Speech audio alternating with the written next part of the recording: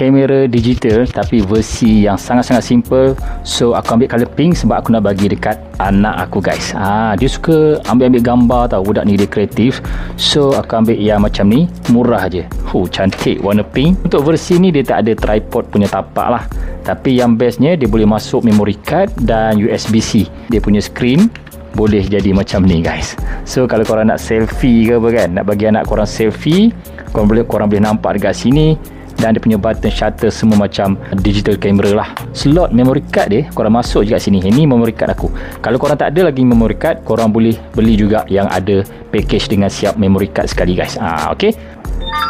So ini yang korang akan nampak dia punya appearance. Semua ada video, boleh main game. Dahsyat, boleh main game Ada setting dah, ada album, paper, filter. Ada filter guys. Ini jadi filter hijau, black and white, kuning. Ini mana monochrome, black and white, merah. Padu guys. Ada filter. Banyak juga function dia. Walaupun kamera budak-budak ada bagi juga dia punya adapter macam ni, USB-A to USB-C untuk copy dengan phone.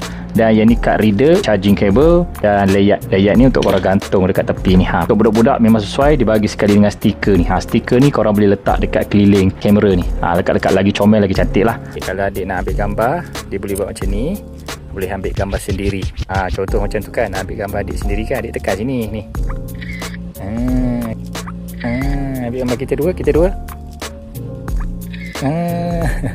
Nak tengok gambar ambil tadi, pergi sini, tekan sini. Pandainya ambil gambar papa, tengok.